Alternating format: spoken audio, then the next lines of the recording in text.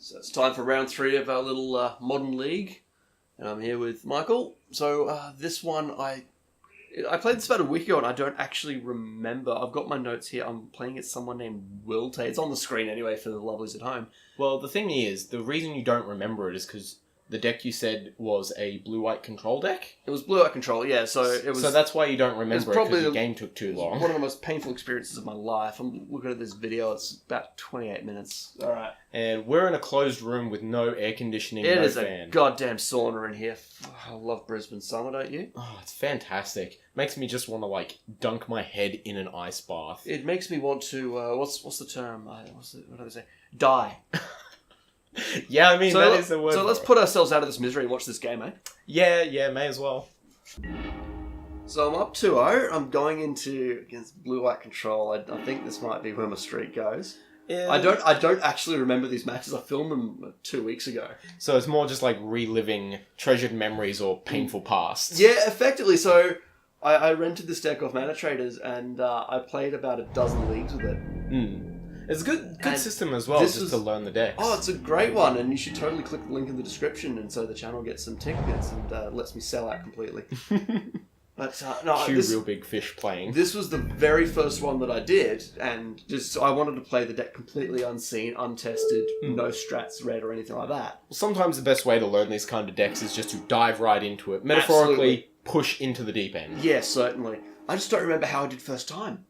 But so far I haven't dropped a game, so I'm going to take that as a good sign. Yeah, I mean, you must be doing something right. And looking at this hand that you kept as well. This is a very skill-intensive game of Magic the Gathering, obviously. Yeah. It's like you're trying to play Solitaire. Not exactly. You've got a little bit of removal, but I can feel come round 2, you're going to be taking a lot of these creature removal cards out. Oh, yeah. Yeah. So your opponent's leading with a Field of Ruin, obviously trying to hide what they're playing. But let's face it, we know they're going to be playing some control. Now, this sort of play that you're leading with, minus the Faithless Looting, probably makes your opponent think you're some kind of degenerate and you're playing Storm. Yeah. So, I saw the Field of Ruin, I saw the plans, I thought, this guy's on control. I have a bit of time to play a little bit more conservatively. And also to hide the fact that I'm on Phoenix. Well, the Faithless Looting does give it away a little bit, though. Yeah, because not many of the Storm decks actually do run that, and especially the older decks as well. I used to play the Ascension version of Blue-Red Storm in Modern, very, very briefly. And even that didn't particularly want Faithless Looting, just because putting stuff in the bin wasn't the that's biggest. not good. Ooh, yeah, that's, bye-bye titties. Oh, actually, I do remember this play. Yeah, so I wanted to get the Phoenix in the graveyard, and this was the easiest way to do it. Ooh, very, very nice line. And I know that I'm not going to need that Lightning Axe later in the match. Yes, now that you know that your opponent's on control, what are you potentially going to hit? A Snapcaster Mage? Whoop-de-doo. Yeah, I don't care. I've got better ways to kill Snapcaster Mage. I don't need to, 1, deal 5 damage to it, and 2, discard a card. And you're guaranteed to hit your opponent for 3 here anyways, because you've just got the double Manamorphose Thought Scout. Or why don't I just play a Crackling Drake while he's tapped out? I mean, that's pretty good, and that's a pretty good option as well. And that's a, 6/4? That's a 6/4. That's up for a 6/4. And that's going to become a 10/4 by the end of the next turn. Yeah, drawing in that Thought Scour off the Crackling Drake. Very good. But never mind! Oof. Ooh. Yeah. See, Terminus is a very skillful card in the fact that your opponent just seems to have it exactly when they need it. Yeah. And this was a blind flip as well. I can respect the play. And what's he doing? He's tapping his Mystic Gate. Huh. Okay, he's opting. Okay. Fair. It also makes sense in the fact that if you do have that line to play, better to do that rather than leave yourself with 2 colourless lands, effectively. I agree. Yes. So, I can have a respect for Terminus in Legacy where you've got... what was that? You've got your cantrips, you've got your brainstorms, and you can fiddle with the top of your deck a little bit. But that was a blind flip. Yeah, that was a blind flip. Better luck than good, lads. Even in Legacy, when you had the degenerate stuff of top counterbalance, brainstorms off of Jace, regular brainstorm. That did take a little bit of thought to actually play. So there's a useless bolt I've just drawn. I mean, 3 to the face is always acceptable sometimes. So we're just going to try and find something useful here. And leading with Manamorphose means that if I feel like I'm going to whiff, I'm still okay. And you've got the backup Manamorphose as well if you do start sort of digging out for more gas, especially if you do draw... Let's go for the other one. Especially if you go for Faithless Looting and then eventually hit an Arclight Phoenix, then you've suddenly got 2 Phoenixes coming in attacking for 6. Never mind, I'm going to try and Thought Scout myself a couple of times first. Oh boy, what are you thinking, I have mate? no idea. I have no idea what the fuck I'm doing. Jesus. It's like, have you played this format before? No, I haven't played this deck before. I mean, oh no, here we go. I'm going to flash There we go. That's a better play. That's the much smarter one. And the bolts I drop here? Oh, No, get the Thought Scour? Thought Scout. What were you thinking, I Jared? have no idea. Like, the bolt is... I feel like the bolt is more the correct play. But there's a Phoenix. Yeah, I mean, you've got a bolt on field and a bolt in hand now, so you can't really argue with that. I still like keeping the Metamorphose there over the bolt. But it may just be the that Thought Scour over the Thought Scour. Sorry, yeah. On the other hand, I might just need to extend that tiny bit. I've seen a lot of games go to time on 3 life. So Search coming down now. So he's got 2 cards in his graveyard. That's slow as hell. I'm still okay here. And the Spicy Maximize Velocity. I've seen this card being played, especially in Blue-Red Phoenix for Legacy as well. Yep. Just as a one-of as well. I've played it on a Thing in the Ice.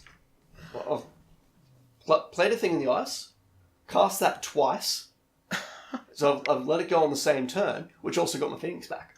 Oh man, Standard All-Star. Eat your heart out. Yeah. Oh, card's spicy as hell. I love it. That's going to be a... This looks like a counterspell, potentially. That's a negate. That's fair enough. I'd negate that. Yeah. Seems fine. Like, you don't want getting that value. And especially now, your opponent's probably thinking you've got either stacked Phoenixes or there's a chance that you're going to be drawing more Phoenixes as well. Oh, he's opting. Oh yeah, had the 1 blue floating from activating the Mystic Gate. Yeah, I mean, there's no real benefit to doing it while my Zero Vision on the stack, but it just means he doesn't miss doing it. There's a Crackling Drake. Oh. So get rid of the Scalding Tarn and put that on top, set up for next turn. So this looks like it's going to be... You've got 1, 2, 3 non-spells in graveyard.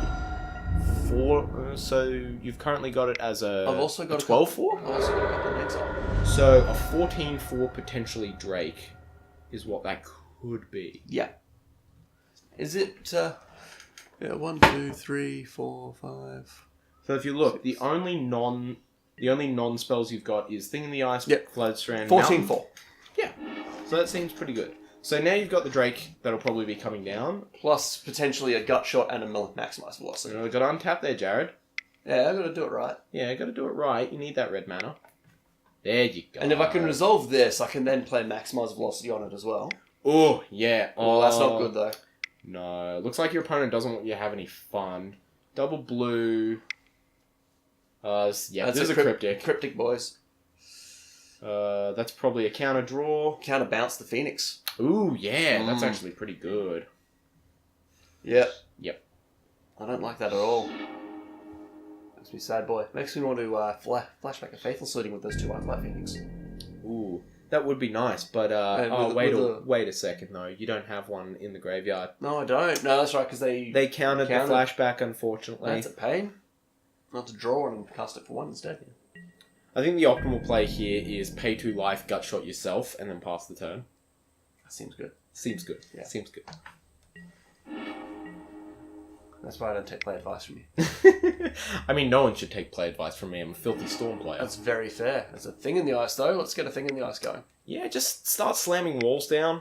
Let your opponent know who's boss. We're going to build a wall, and we're not going to let the control players through. I'm going to make Wilte 0494 pay for it. We have the best cards here.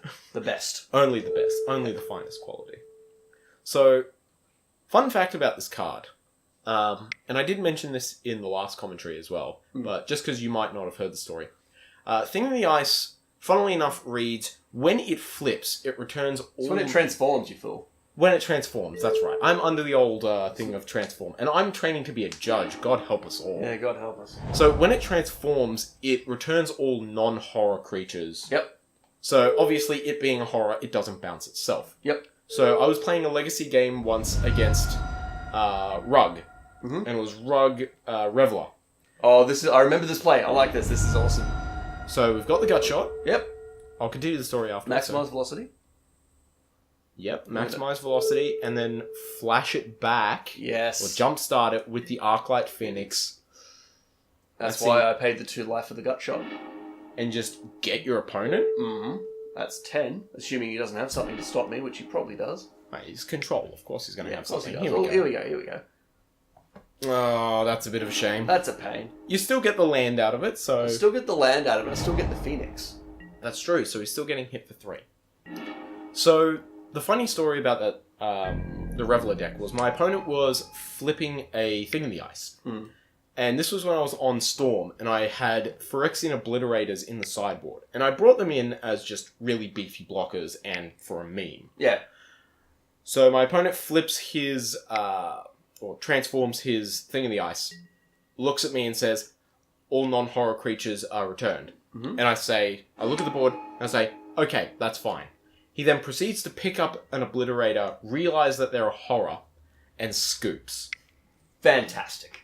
It's just really crushing when your opponent realizes that they can't attack with their 7/8 through 2 5/5s. We had someone at Modern Wednesday the other night, the one that I couldn't film because I was missing those camera parts, which is why this is happening. He knew he had his opponent dead on board. All he had to do was transform his thing in the ice. Okay. So he cast Ancient Grudge. The opponent had Spellskite on board. Ooh. So he's saying, well, I'm about to bounce your Spellskite, so I'm just going to... I'm going to Ancient Grudge your Tormod's Crypt. Ooh. See, this is the classic... And then he wants to suddenly take the turn back because he's actually read Spellskite. Shit. Yeah, you can't do that, unfortunately. Yeah. See, it's a classic case of reading the card explains the card. And knowing what all your opponent's cards do as well. Yeah. Ooh, Spreading Seas. This reminds me of a spicy Lachlan Wilson deck that was very much just trying to get in with the with Island Walk, I believe it was. Yep. That old modern deck that he was playing. Oof. Awesome times. Play a couple of those, couple of Aquatex Wills, some Seas Claim. Get in. Just get in there. So another Drake looking like coming from you. Yeah, it's going to be a Drakey boy. Yeah, it's an 18-4. And if I can pick up a land here... Wait, if I drop a land for turn? I have not. So if I can pick a land up off this and it doesn't get countered, which is an extremely... Oh, no, we might be okay. Ooh. If I can pick up a land here, I can drop the Phoenix as well. See, this is always great when your opponent... Ooh, approach for the second sun. It's always great when your opponent is I giving remember with his this canter. match. Oh, yeah. God, that card is just so shit. The Canter? Yeah. No, the approach for the second sun. Approach? I don't like it as a card. Like, I like the idea of it. The execution for it, for me, just... It feels clunky. It leads to some really boring matches. You can get... Like this one. Like this one, exactly. You can get to some really insane stuff if you decide to abuse it in Legacy or Vintage. God, I wish I saw that maximized velocity, though.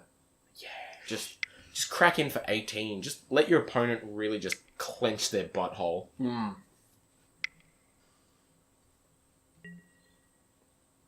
And a hardcast Terminus can fuck right off. What is this, Miracles? I mean, it is a miracle. It's a goddamn miracle, that one. Suddenly you see why I kept that bolt. Yeah, send the message. Oi. Put them to 4. Let them know that they're not going to get out of this with a high life total. They might get out of this, but they're not going to get out of it with a high life total. Well, they've got to approach the second sun. They're at least gaining 7. Yeah, this is a bit unfortunate.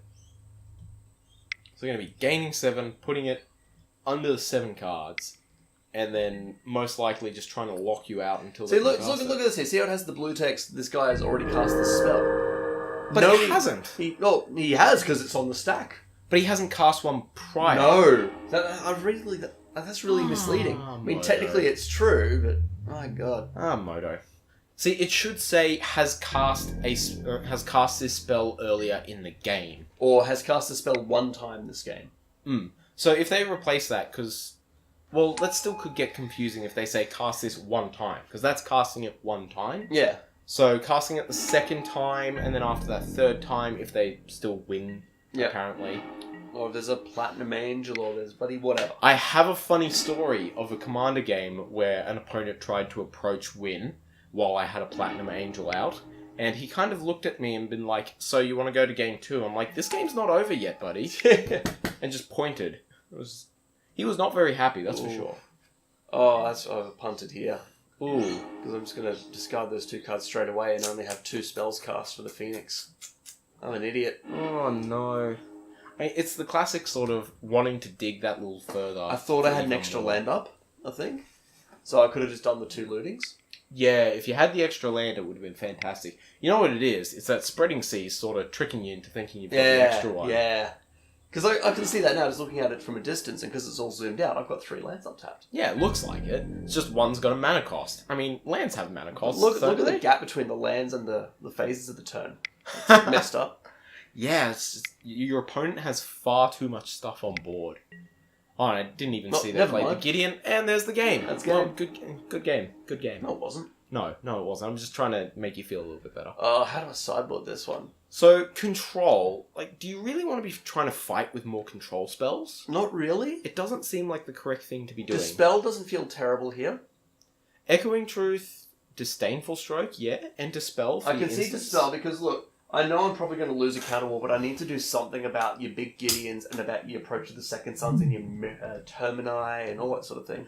I like you thinking of Alpine Moon here. Is that because you could potentially name Celestial Colonnade off of it? I didn't see Celestial Colonnade that game, and the fact that he's going for Approach of the Second Son rather than a conventional control win, I think he's it's either a budget deck, which is a bit ridiculous at the moment given how badly Moto's crashed, or he's trying just to be a bit of a non-conventional deck. And in a game of that length, we would have seen a Celestial Colonnade. Unless he got really unlucky. He could have done, but I'm willing to hedge on that one. He saw enough cards that he should have been able to play one. So you've brought in the Spell Pierce, and I see you're bringing in the Alpines. Spicy one of Alpine Moon. I mean, Field of Ruin is effectively pointless. I don't need that many lands to go off. No, it's but not a big impact. It does turn off Escanter. Ooh, yes. It does. And a couple of Surgy Boys. So keeping bolts here is obviously fine because it's still damage to the face. It's damage to the face, and it kills. Well, it only kills Snapcaster Mage. Really I probably could have dropped them.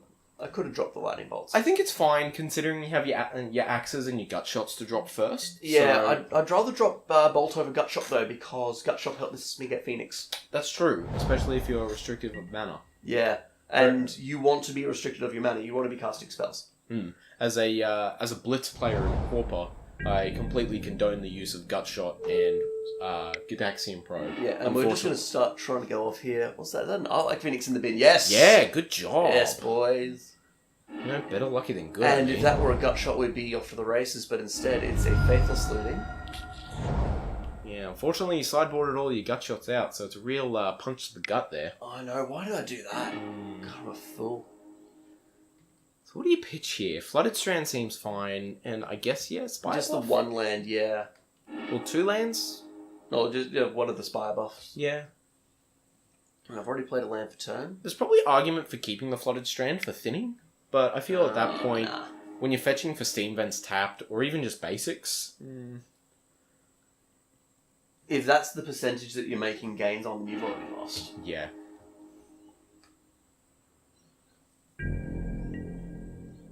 And so I just want to be able to cast 3 spells next turn, which I've got in the form for Lightning Bolt, Manamorphose, and Thought Scour.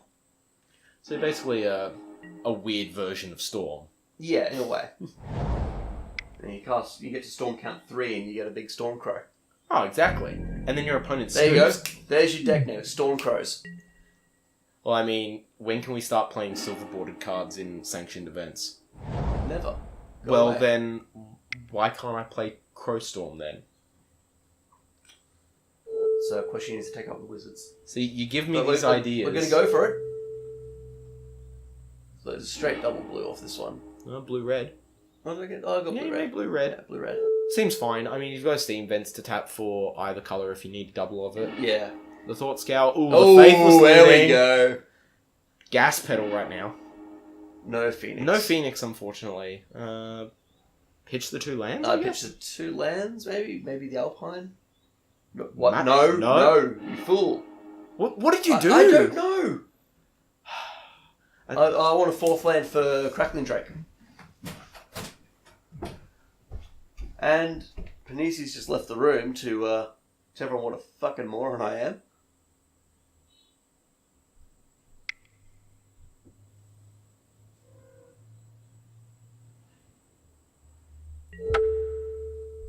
Alpine Moon for value. Yeah, we're going to name Escanter. Sorry, I had to step out of the room there. A, it's really hot, and B, you pitched the Manamorphose. I don't know why. I want to be able to play Crackling Drake. Okay, that's And I play a low land cloud. That's fair. 18 lands? 16. I'm checking it. I downloaded this deck list, instantly borrowed it off Mana Traders, and then just started playing leagues with it. And then you realised what was actually in the deck afterwards. Yes. It was, I believe, the second round of this league that I looked closely at the sideboard and realised that I had GG. Realised that I had an engineered explosives there, which I can only really cast 2 unless I'm playing with mana, using a Manamorphose. Exactly. I mean, it makes sense though. It does kill a lot of low ball threats in Modern. Funnily enough, would probably get rid of this Rest in Peace. Well, suddenly, I see a surgical extraction off that Serum Visions right after Rest in Peace hits. Yeah, that's a bit unfortunate. Yeah, it's a bit sad. So just bolt the face, then bolt the face again with the Phoenix. Bolt the face. I like it. Let's go. Oh, holding the bolt, actually. Yeah. Seems more likely to do it end step. Opponent's end step. See what they play. Yeah. And I've got the Dispel just in case. But there are probably more important things I could be doing with the Dispel. So just while our opponent is now sitting there with their control hand, sort of looking through all the things to do, how'd you find this deck? Like the Blue-Red Phoenix I'd deck? love to play it. I need a bit more practice on it. It's not quite as linear as it looks, and I've just got to quickly check. Yeah, that is definitely a sorcery. I'm not dispelling that one. No. That's a pain. Yeah, it seems like a quite fun deck, and as I've said, I've played against it in Legacy while I've been playing Goblins. Yeah, so in the couple weeks so. since I've done this, I've played it in Legacy as well, and I thoroughly enjoy it. Arclight Phoenix is a card I want to make work in Vintage. I've been trying just a standard blue-red Delver build, adding an extra Dact Faden in for value, putting in a Wheel of Fortune and some Faithless Lootings just to get that That's extra very biner nice, in Arclight yeah. Phoenix. That seems good. The first rules are not fantastic, but I'm somewhat optimistic. So, do you just run it straight as a blue-red deck? Yes. So, Frantic Searches? Frantic Search? I have not tried Frantic Search yet. I mean, 3 mana, draw 2, discard 2, untap 3. It's not awful. Yeah, especially But if you've got... I'm also not running that many lands in my blue-red Delver. I think it runs 10 lands. True. Keep in mind, Vintage is a very different environment because you've got your Moxen and You've got your power. Yeah. So, a lot of... Oh, look, another surgical extraction I can't use. Oh, that's a bit of a shame. But I hope that's a Path to Exile coming out of my opponent because I've got the nice spicy Dispel there. No. They're smart enough. They're kind of a bit scared of this 10-4, I feel. Then again, a single cryptic if they get... There's the other blue land that I was just about to say. Simple tap down draw on your combat phase. Time Reinforcements is a sorcery, unfortunately. Yeah, so there's no countering there. So the good news about Crackling Drake as well, it counts the instances of sorceries in your exile zone. So through Rest in Peace, I'm feeling alright, lads. Yeah, it still seems fine. Especially, you're paying that extra mana for that over Enigma Drake, and I think it's 100% worth it. And you draw a card. Yeah, like, the 3 greatest words in Magic, draw a card, tapped onto this thing. So good. Wizards, what were you thinking? You broke the format. Well, you're missing tap, add blue. Yes, that's true. Tap, add blue. So draw a card. You win the game. It's the second best 3-word phrase in Magic. The third one possibly being destroy target land. That's alright. Whoopsie boo. Whoops! And it's alright. There's his cryptic. Yeah. So it's probably counter draw. Counter draw. Yeah. Or counter bounce. No, you wouldn't bounce since countering the Dispel, the Path to Exile still goes through. Oh, sorry, yeah, it's pathing. Yeah, you're right. Now, it is... Because Cryptic does say bounce target permanent, yes? Yes. So there is merit to bouncing the Alpine Moon, but then you just play it again. So that you can play, have your Escanter not flip because... Or transform, I should say. I don't want to be a hypocrite. Because there's a Rest in Peace and you won't have 7 cards in your graveyard. Yeah. That's fair. There's a thing in the eyes.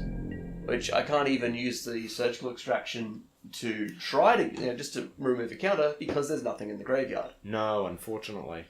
So he's just using that to scry one effectively, or to surveil one for the rest of the game.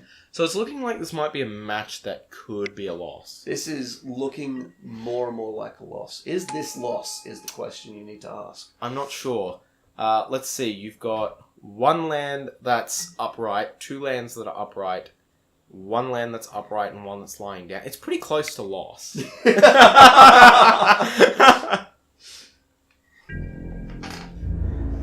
So what do you just do here? You're getting beat down for 3, you're blocking one every turn. So I'm taking 2. So it's a 7-turn clock. I've got time to get out of this. And an Arclight Phoenix does it here. That's not an Arclight Phoenix. No, that's a land that effectively endomes you for 2. Or I could just play it tapped. No, you play it for 2, you send a message. You've got, what, 6 mana down, so you go 7? Or I just use it to bluff an instant because I've got 6 lands up and I'm playing Phoenix. No, see, what you're doing right now is you play the land untapped, so you bluff Manamorphose Cruel Ultimatum. That's the stupidest fucking line I've ever seen in my life. But you're thinking about it. Yeah, of course I'm thinking about it. I know I just don't even bother shuffling. That's yet another Path to Exile. And a Jace. Oh, the Jace as well. That's just the nail in the coffin, effectively. Yeah, I think this one might be over. Because he's going to... what's he doing? He's just +1 in. And he's embleming.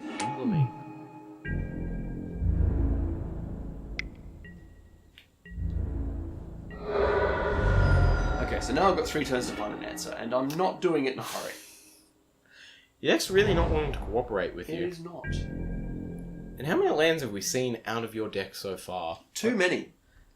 Like, at this point, you'd think you wouldn't be drawing it, but they might just be clumped up the top there. Yeah.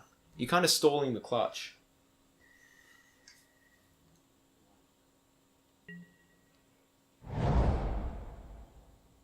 Meanwhile, your opponent's over there having just a grand old He's time. having a grand old time with his 3... Oh, mini Foff. Huh.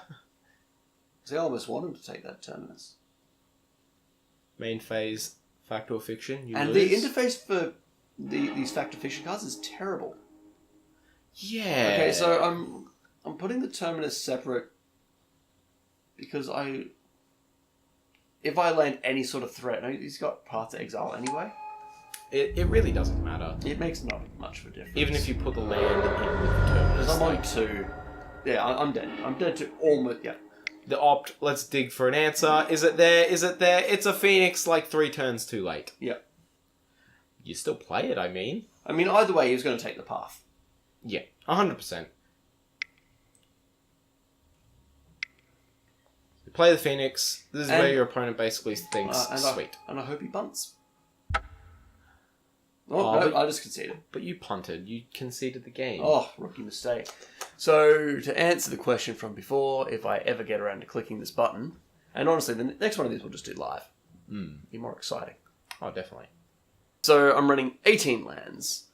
So, we saw quite a few of those. Well, Yeah, it was either way. about 9 to 10 we saw that game. 2 bloody many is what we saw. Exactly. Like, well. you want to be curving out at about 4.